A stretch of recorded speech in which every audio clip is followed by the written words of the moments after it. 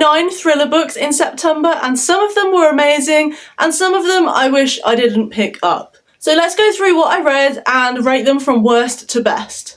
If you're new here, my name's Jess and I read and review thriller books so you can read the ones that are actually worth your time and your money.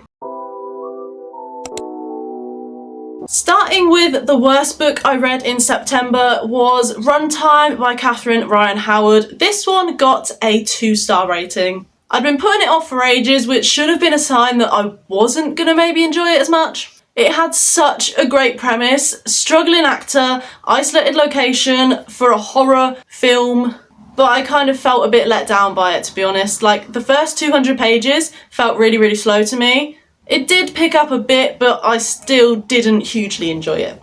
The plot is about an actress called Adele who was filming for a TV series in Ireland. That finished and she moved over to LA, but she's had no work for 6 months. She gets this random phone call from a producer who's filming something new in Ireland, and she basically flies back the next day, starts filming on this set, but then all the stuff that's happening in the script starts happening in real life. I did like the kind of dual aspect of you've got Adele's point of view and then you've got the actual script as well. So the dual aspect of that was nice, but it wasn't my favourite book. Next one is One by One by Frida, and this one I gave a 3-star rating. This is the second time I read it. I gave it a 4-star the first time. This time I got a 3-star because I've read quite a lot of thrillers since then, and it was kind of more of a, like, I'd call it a popcorn thriller now compared to some of the other more darker descriptive thrillers I've read. It's only 260 pages, so it's a really short one, and it's got 6 characters in it, which are 3 couples, so it's quite easy to remember who's who. And it's basically the main character Claire. She books a hot tub kind of hiking, chillaxing break for her and 2 of her friends and their partners, and her car breaks down on the way, obviously, and they decide to walk the rest of the way through these spooky forests, because why would you walk? Why not go and find help? Because why would you do that in a book? And then to make matters worse, they get lost, and the group is gradually struck down one by one, and you're kind of left guessing who is going to make it out and who is behind it all. It's a good read, but it wasn't my favourite Frida, so this one only got 3 stars. Next one is Middle of the Night by Riley Sager. This one I gave 3 stars. Loads of people love it, but it wasn't my favourite by him. It's basically about a main character called Ethan who moves back to his childhood home, and that is the house where his best friend Billy went missing 30 years ago, and he's still haunted by it and decides to start investigating it. And he uncovers a load of different secrets and just a whole load of stuff. It's got a load of paranormal, spooky elements to it as well, so it's a good October read, I'd say. But I did find the first half of this quite slow, and it is quite a chunky book as well. But it did get a bit better in the second half, but one of the twists I was a bit just like, oh, is that it? So it wasn't my favourite, but it was still a good one. The Trap by Catherine Ryan Howard. I gave this a 3.5 star. It wasn't quite a 4 and it wasn't quite a 3. The twist at the end, I just found the whole ending a bit confusing, and I was trying to Google to figure out what actually happened. So I loved the concept of this one. It's about a stranded female called Lucy who's trying to get a lift on a dark street, basically in the hope that the person that picks her up is the person that kidnapped her sister, Nikki. So I was basically expecting it to be Lucy getting in and out a load of cars, and then she ends up getting trapped and escaping with her sister. But it actually turned out to be a police investigation, which I'm not mad about. I love them kind of books. So you've got 3 perspectives. You've got Lucy, who's the one looking for her sister. You've got Angela, who's a member of the police admin staff, and she somehow gets roped into this investigation. And you've got this other man character who's just giving this internal monologue, and he sounds a bit like Joe from You. If you know, you know. There's a few twists I wasn't expecting, but as I said, the ending was a bit confusing for me. Good news is, every book from here on is rated 4-star or more. And if you're enjoying this video so far, don't forget to leave a like and subscribe to it. It helps me out loads. The next book is Every Move You Make by C.L. Taylor. This book was a 4-star read, and I put off reading this for so long. It's a perfect read for October, as it's actually set in October across 10 days, so perfect spooky season read. The plot is about these 5 characters who are all being stalked by a different person, and they form a support group, and one of the group members, Nat, she is killed by her stalker. So the other 4 go to her funeral, and they get given a bunch of flowers, which basically say 10 days until another one of you dies. So it's got a proper race against time aspect to it, and I absolutely love the kind of countdown time pressure to it. It kept me gripped and wanting to know what was going to happen on that final day. Didn't really have any kind of huge twists to it, but it was tense enough without them. It was a really good book. Next book is The Serial Killer's Wife by Alice Hunter.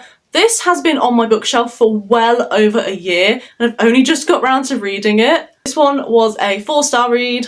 And the plot is basically about husband and wife, Tom and Beth, and their daughter Poppy. So one evening, they've just had dinner, there's a knock on the door, and the police take Tom into police station for questioning because he was the last person to see his ex-girlfriend about 8 years ago. And Beth starts questioning whether she really knows her husband.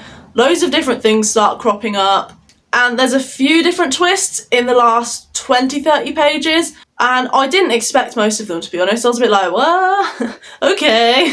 It's kind of, I've seen people saying this has kind of got Frida vibes to it, but I think it had a bit more to it than a Frida book, if that makes sense. But this was a really good read. Following on from that one, we have The Serial Killer's Daughter by Alice Hunter. I always thought that these were a series and they followed on, but they don't. They've kind of got the same premise. It seems to be about husband and wife and their kids, and then one of them's got something wrong with them kind of vibes. If you've been putting these off thinking they're part of a series, they are not in the same locations or characters or anything, so they can be read as standalones.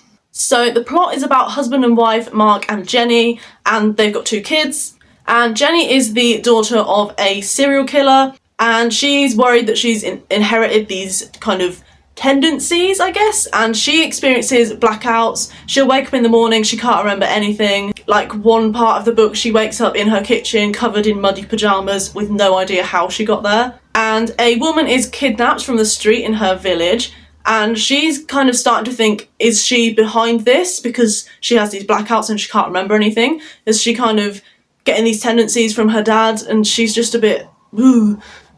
The plot kind of goes between Jenny's past and present in the same chapter, which I did find a bit confusing. And you've got 3 points of view in this book. So you've got Jenny, you've got Mark, and you've got a mystery point of view, and you don't really find out whose point of view that is until near the end of the book.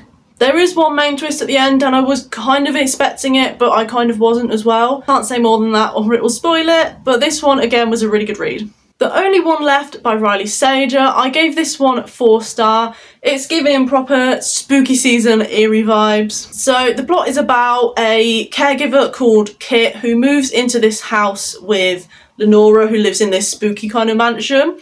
And Lenora is suspected of having killed her whole family about 50 years ago.